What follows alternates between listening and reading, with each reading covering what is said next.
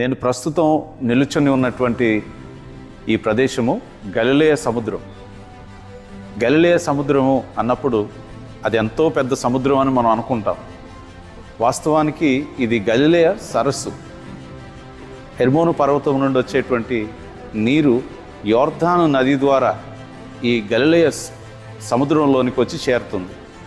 21 కిలోమీటర్ల పొడవు, 13 కిలోమీటర్ల వెడల్పు ఉన్న భూమి మీద అత్యంత పల్లపు ప్రదేశంలో ఉన్న మంచినీళ్ళ సరస్సు. కానీ ఇది సముద్రం అని ఎందుకు రాశారు అని అప్పుడప్పుడు మనకు సందేహం కలుగుతూ ఉంటుంది. అలా సముద్రం అని రాయటానికి కారణం ఏంటంటే, ఈ రోజున్న వాతావరణం బైబిల్లో చెప్పినటువంటి వర్ణనకు అనుకూలంగా ఉంది. అందుకే నేను ఈ వీడియో చేస్తున్నాను. గాలి చాలా ఎక్కువగా వస్తుంది. మధ్యధరా సముద్రం నుండి వచ్చేటువంటి గాలులు ఈ వైపు నుండి ఇలాగొస్తాయి.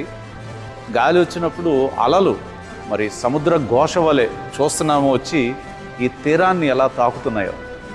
మార్కు సువార్త 8వ అధ్యాయములో రాయబడినట్లుగా సముద్రములో పొంగు కూడా వచ్చిందని ఆ యొక్క సువార్తికుడు రాశాడు.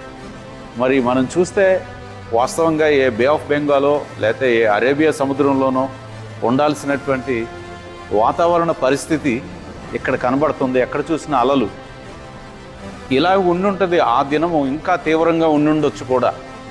అయితే మరి శిష్యులు ఆ దోణిలో ఆ దరి నుండి ఈ దరికి వెళ్ళాల్సిన పరిస్థితిలో ఉన్నప్పుడు ప్రభువైన యేసుక్రీస్తు వారిని లేపి, ప్రభువా మేము నశించిపోతున్నాము అయ్యా అని చెప్పి ప్రభుని వేడుకొనగా యేసుప్రభు వారు గాలిని పొంగుని ఆయన గద్దించాడు. సముద్రం నిమ్మలం అయిపోయింది. సో మన జీవితము అనేది దేవుని యొక్క ఆధీనంలో ఉంటుంది. దేవుని ఆధీనంలో లేని పరిస్థితులు అంటూ ఏమీ లేవు.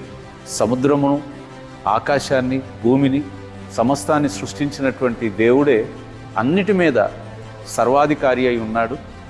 ఆయన మన జీవితాల్లో ఎదురయ్యేటువంటి ఈ ఆటుపోట్లన్నిటిని కూడా మన కోసం ఆయన సమస్తాన్ని సరిదిద్ది సమాధానాన్ని మనకు అనుగ్రహిస్తాడు.